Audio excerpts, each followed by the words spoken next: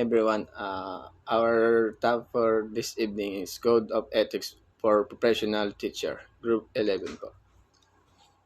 Code of Ethics for Professional Teachers, adopted and promulgated by the Board Resolution Number 435, Series of 1997, pursuant to the provision of paragraph Article 2 of RA number 7836, otherwise known as the Philippine Teacher Professionalization Act of 1994.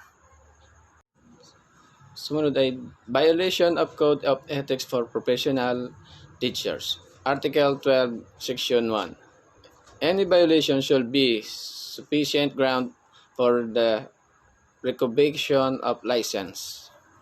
So, sinasabi dito na lahat ng lumabag sa batas na ito ay maaaring patawan ng kaparusahan kung saan mapapawalang bisa nito ang lisensya as a professional teacher o maaari din siya masuspendido bilang isang guro. Next is teacher as professionals. Duly licensed professionals who possess dignity and reputation with high moral values as well as technical and professional competence. In the practice of their noble profession, they strictly adhere to observe and practice this set of ethical and moral principles, standard and values. So, once ang mga teacher ay nagpapakita ng magagandang pag-uugali o kagalang-galang, ang mga guro ay modelo at huwaran dahil higit na maiibahagi ng guro sa mga mag-aaral ang kagandahang asal o pagiging modelo ng integridad, moralidad at kabutihang loob. So next po ay Scope and Limitation. Section 1. The Philippines Constitution provided that all educational institutions should offer quality education for all Filipino citizens.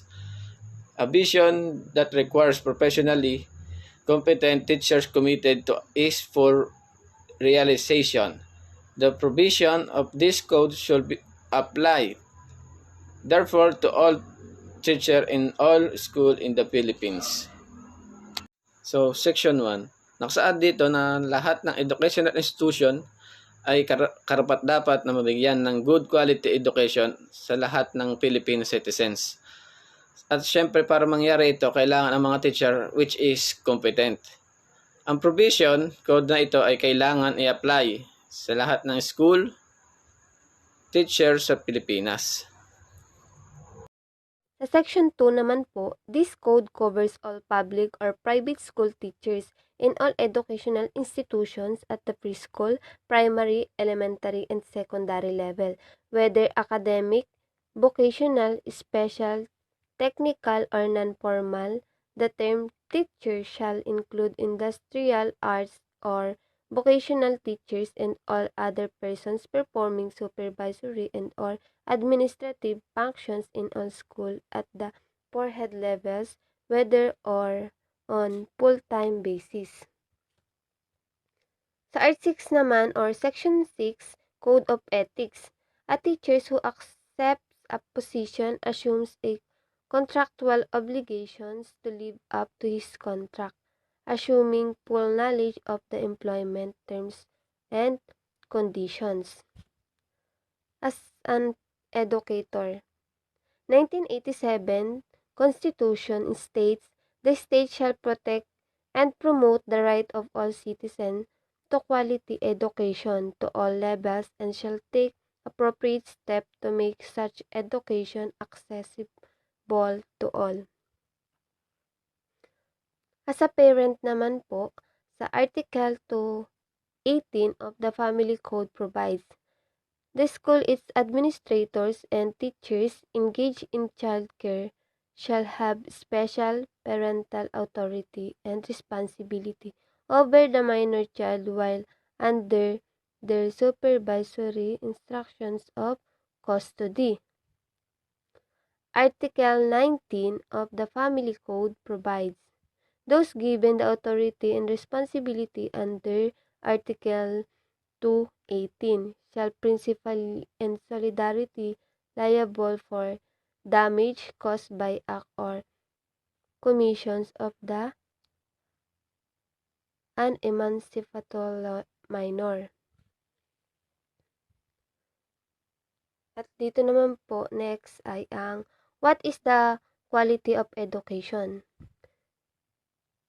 Principal duty of obligations is to ensure quality education.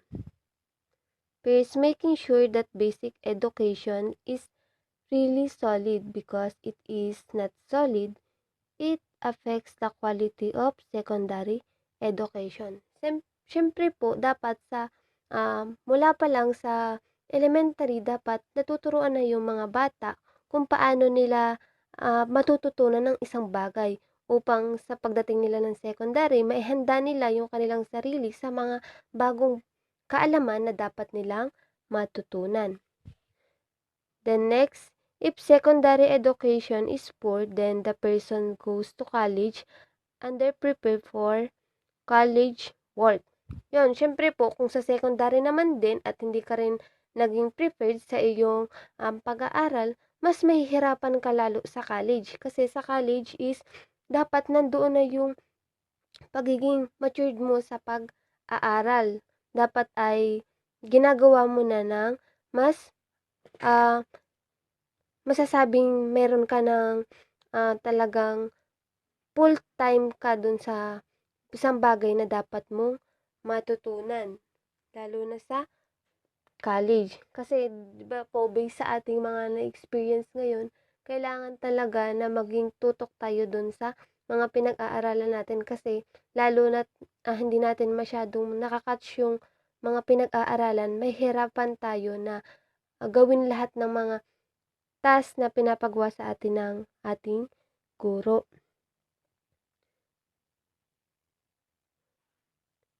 Next po, and if he allowed to graduate again with a poor quality college education, he goes to university professional education even more unprepared. Yan, halimbawa nga po, kung makagraduate man tayo, hindi rin naman natin natutunan yung mga bagay na dapat nating natutunan sa college, sa secondary, or sa elementary, mahihirapan po talaga tayo kahit pa po tayo graduate ng college.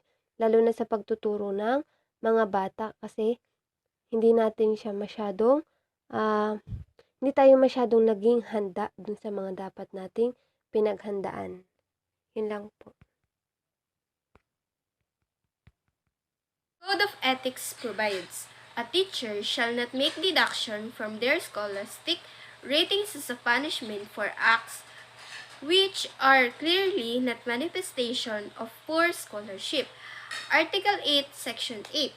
So, sabi po sa Article 8 at Section 8 na ang teacher daw po ay hindi maaaring gumawa ng deduction para sa mga estudyante na scholarship ratings o magbigay ng punishment na nag-a-act na maaaring ma-clear not ang manifestation na isang poor scholarship. Parents' authority to discipline. As a parents, the teacher shall use discipline not to punish but to correct, not to force but to motivate, and not to obey with great cadency but to choose the follow of the right way. Hence, teachers cannot generally use methods of punishing or such degree of penalties that a good mother or a good father would not likely use on her or his own children. Yun, sabi nga po dito sa parents' authority and discipline, at yung parents daw po kinakailangan ng authority para madisiplina yung kanyang anak. So dito po, sinasabi po dito na yung teacher daw po ay maaring magdisiplina pero hindi siya yung disiplinang dapat gawin ng magulang. So dito, i-correct lang ng teacher yung mga bata. Pero hindi po nila ipo-force yung mga bata bagkus bibigyan nila ito ng motivate para mabago o madisiplina. Tapos, according po kay Hens, teachers cannot generally use methods of punishing or such degree of penalties that a good mother or a good father would not likely use on her own children. Yan, sabi po dito, yung teachers daw po ay hindi maaaring gumamit ng mga methods ng punishing na maaaring hindi ginagawa o ayaw ng magulang gawin para sa kanyang anak. Corporal punishment or Article 23 and second part. In no case ang isang estudyante habang pumapasok ay under pa din siya ng custody at responsibility ng school authorities. As long as hindi pa tapos yung school year at hindi pa natatapos yung kanilang kumbaga, hindi pa end ng klase nila.